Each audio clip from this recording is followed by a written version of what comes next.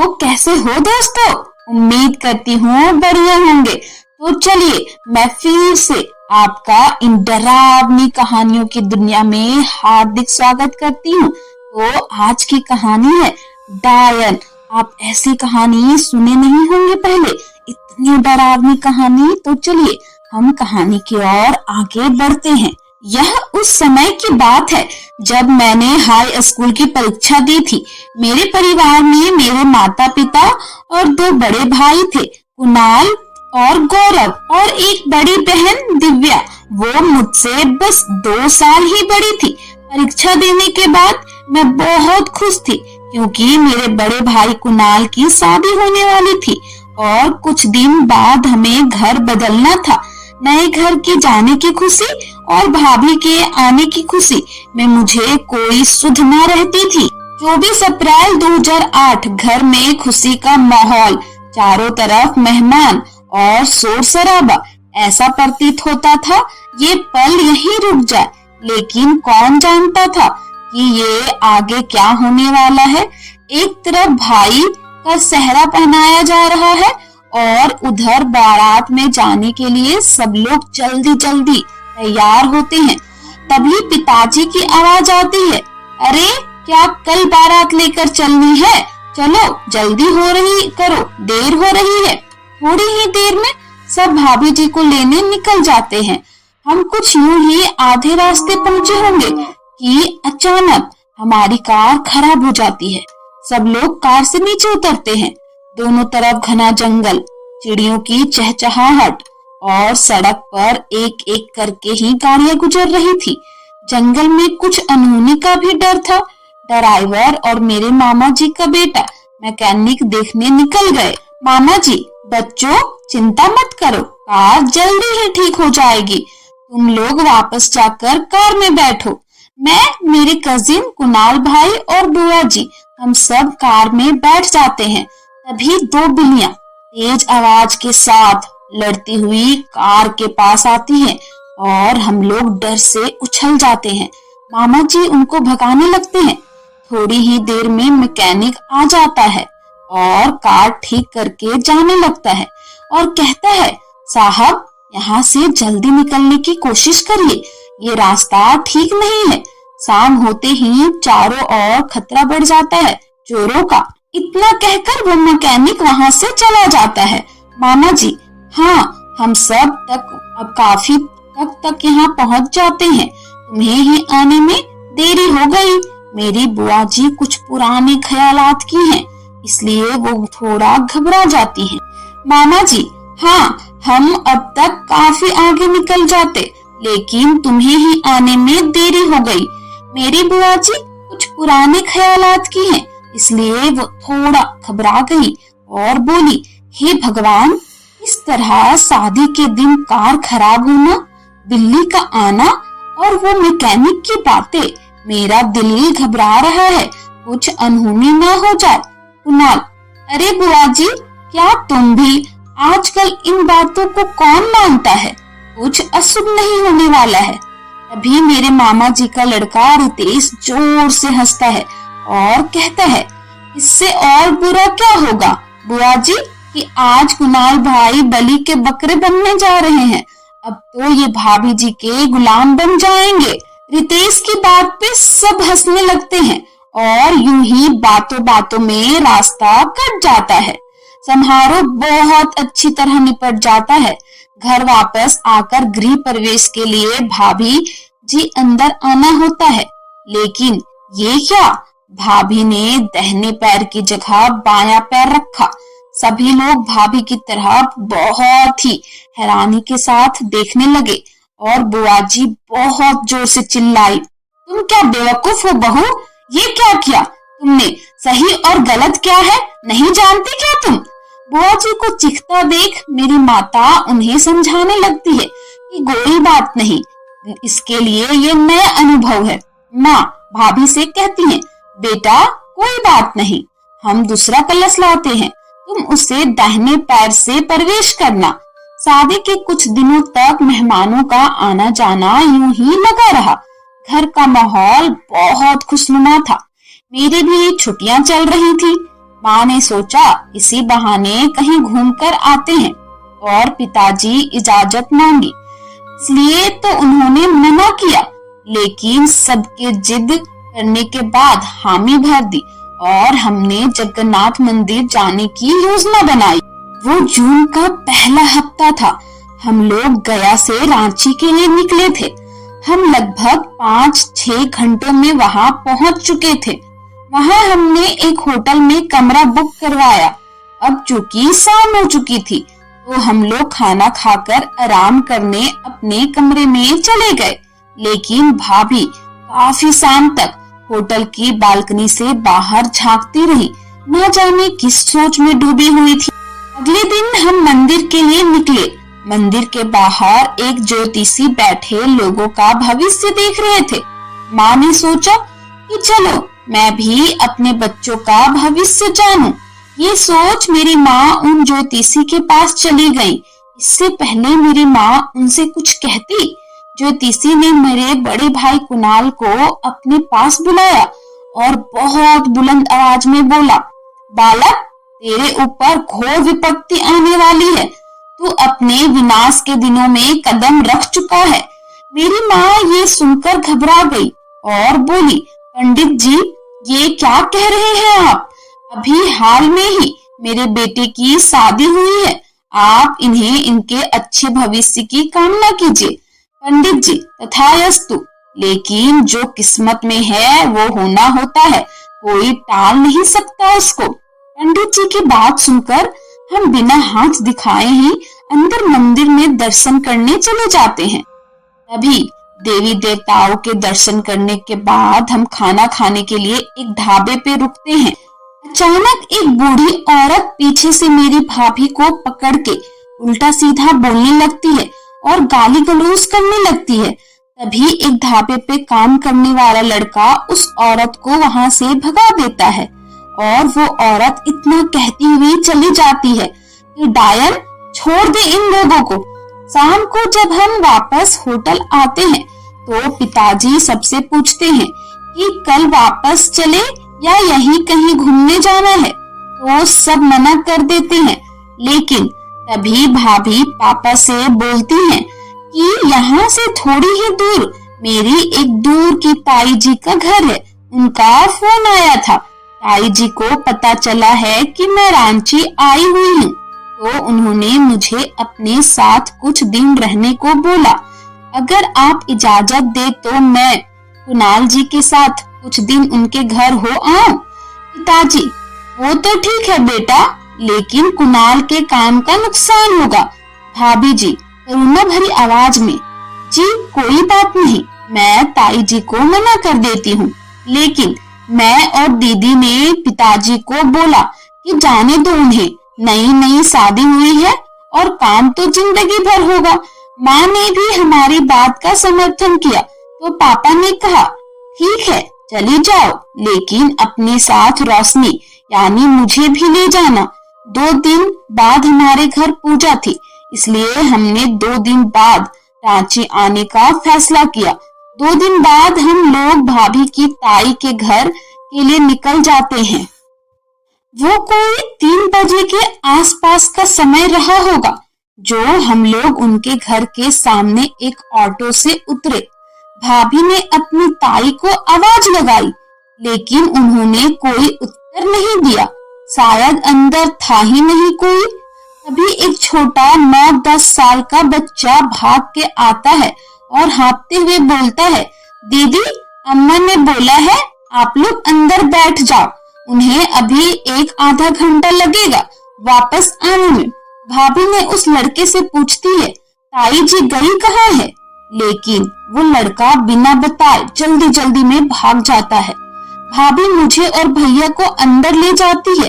Gate खोलते ही एक बड़ा सा आंगन, जिसकी दाईं तरफ 2 आम के पेड़ और बीच में एक कुआं है और दाईं तरफ एक गौशाला है और चारों तरफ बांस के डंडों की बाउंड्री है और बिल्कुल बीच में एक छोटा सा बिना प्लास्टर हुआ एक घर है। घर में घुसते ही दाईं तरफ एक बड़ा सा कमरा और बाईं तरफ 2 कमरे बराबर बने हुए हैं।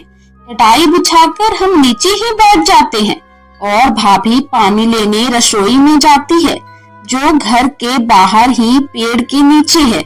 मैं उठकर इधर उधर देखने लगती हूँ। बरामदे में सामने की ओर एक खिड़की है, वहाँ खड़े होकर बहुत अच्छी सी हवा आ रही है और मैं आंखें बंद करके हवा का आनंद लेने लगती हूँ। और जैसे ही मैं अपनी आंखें धीरे से खोलती हूँ तो अचानक ही एक भयानक सा चेहरा मेरे सामने होता है। मैं एकदम चिल्लाती हूँ। भैया एकदम से खड़े हो जाते हैं और तभी मैं बेहोश हो जाती हूँ। थोड़ी देर बाद जब मुझे होश आता है तो मेरे पास मेरी माँ की उम्र की एक औरत बैठी होती है। वो शायद ताई जी होंगी। मुझे होश में आता देख वो भाभी और भैया को आवाज लगाती हैं। भैया को देख के मैं रोने लगती हूँ और घर वापस जाने को बोलती हूँ तो ताई जी कहती हैं, अरे बेटा घबरा मत, बस थोड़ा सा बुखार है, ठीक हो जाएगा। ये गांव है ना और तुम धूप में आए हो। वैद्य जी आए थे, बोले कल सुबह तक ठीक हो जाएगी तू। मुझे भी लगता है कि मैं मेरी वजह से भाभी भैया को परेशान कर रही हूँ, इसलिए मैं हाँ में गर्दन हिला देती हूँ।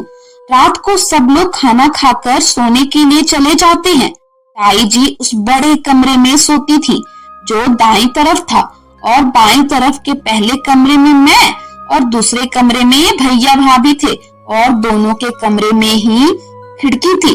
रात को कोई 2 बजे होंगे। अचानक मेरी नींद टूटी और मुझे एक शोर सा सुनाई दिया जो बहुत से सुन पड़ता था।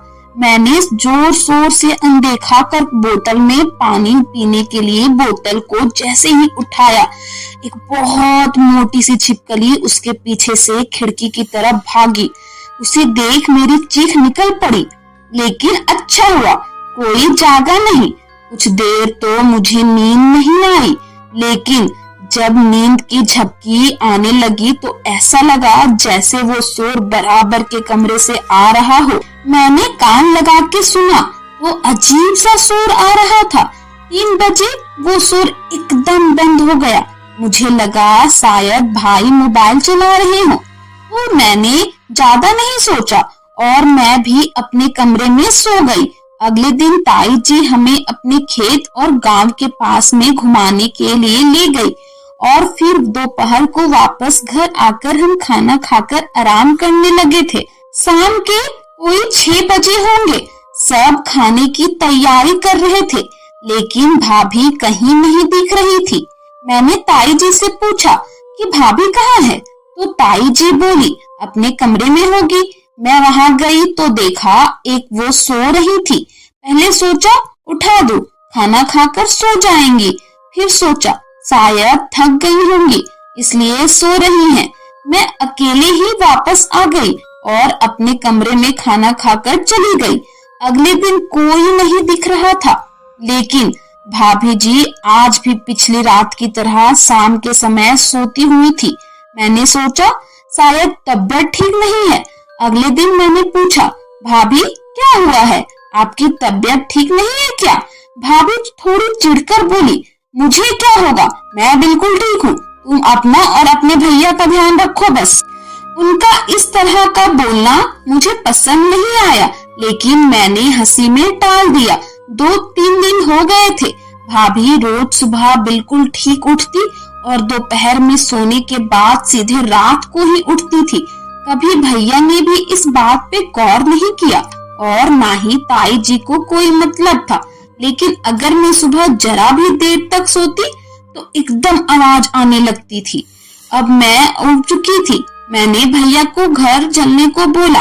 भैया ने कोई जवाब नहीं दिया और बाहर टहलने चले गए। भैया पहले से बहुत कमजोर हो चुके थे और चिड़चिड़े हो रहे थे। रोज रात उनके कमरे से एक अजीब तरह का आवाज और शोर आता था। वो रोज भाभी देर शाम तक सोती। एक रात मेरी आंख लगभग 12:30 बजे पे खुली। वो शोर अब भी आ रहा था। मैंने खिड़की से बाहर की ओर देखा तो कोई 4 नग्न औरतें एक चारपाई को चारों कोनों से पकड़ती दूर एक सीध में होकर जा रही हैं और उनके कमर पे बस पेड़ के पत्ते बंधे हुए हैं, जैसे आदिवासियों के होते हैं। मैंने कुछ देर देखा तो वो गायब हो गई, लेकिन शोर अब भी आ रहा था। मैं बहुत घबरा गई।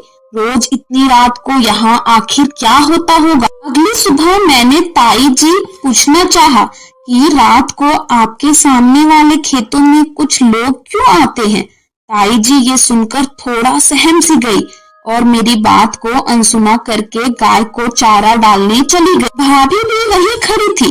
वो गुस्से में मुझसे बोली, रोशनी, तुम रात भर सोती नहीं हो क्या, जो ये सवाल पूछ रही हो? मैंने उनका कोई उत्तर नहीं दिया और अंदर भैया के पास चली गई। अंदर जाकर देखा तो भैया खुद से ही बातें कर रहे थे। मैंने उनका ध्यान भटकाया, लेकिन उन्होंने मुझसे डांट दिया। मेरी आंखों में आंसू आने लगे और घर से बाहर चली गई। मैं ऐसे ही इधर उधर टहलने लगी। आसपास का नजारा देखते देखते मैं घर के पीछे चली गई और वहां जो मैंने देखा उसे देखकर मेरे होश उड़ गए। घर के पीछे एक मिट्टी के बर्तन में एक अंडा, नींबू और सिंदूर था, और वो भी भैया की शर्ट के ऊपर रखा हुआ। ये सब कुछ समझते मुझे ज्यादा देर ना लगी। मैं भाग के भैया के पास गई, लेकिन ये क्या, भैया जोर जोर से रो रहे थे और भाभी वहीं उनके पास बैठी उनको देख रही थी। मैं गुस्से में कमरे में गई और भाभी पे झुंझलाई, भैया इतना रो क्यों रहे हैं? आप इन्हें चुप क्यों नहीं करा रही हैं? भाभी बिना कुछ बोले बाहर चली गई। मुझे उनका ये रवैया समझ नहीं आया और मैं मम्मी को फोन करने के लिए भैया का फोन ढूंढने लगी। फोन वहीं पास में रखा था। मैंने मम्मी को फोन किया और फोन पे सारी बातें बताई और उनसे हमें यहाँ ले जाने को कहा। माँ और पिताजी अगले दिन के ताई जी के घर आ गए। माँ ने भाभी से भैया की तबीयत के बारे में पूछा कि ये सब क्या है कुणाल? कुणाल, क्या हुआ है तुमको? तुमने हमें फोन करके जानकारी क्यों नहीं दी? और रोशनी इतना रो क्यों रही है फोन पे? ये सब सुनकर भाभी के चेहरे पर गुस्सा साफ दिख रहा था। उन्होंने माँ को जवाब दिया, मम्मी जी, मैंने सोचा कि आप लोग बेकार ही परेशान होंगे और इनको बस बुखार है। हमने वैद्य को दिखाया था, वो बोले जगह बदलने की वजह से ये सब हुआ है। पापा बीच में भाभी को रोकते हुए बोले, अगर जगह रास नहीं आई तो इतने दिन यहाँ रुकने का क्या मतलब? मैंने भी पापा का समर्थन करते हुए बोला, हाँ, मुझे भी बुखार आया था और मैंने यहाँ से चलने को बोला था, लेकिन मैं ठीक हो जाऊंगी ऐसा कहकर मेरा मन भी मना लिया। मुझे लगा शायद कि ये वजह से ही तबीयत खराब हुई है, लेकिन भैया को देख के नहीं लगता कि इनको बुखार है। ताई जी सबके लिए चाय नाश्ता लाती हैं और सबका ध्यान इन बातों से हटाती हैं। थोड़ी बहुत देर में मम्मी को अकेला पाते देख मैंने सारी बातें मम्मी को बताई कि पहले दिन ही यहाँ आते मैंने क्या देखा। रोज रात को एक ही शोर और घर के पीछे वो सामान और सट। मम्मी थोड़ा घबरा गई, लेकिन ये सब पापा को बताने की हिम्मत न हुई।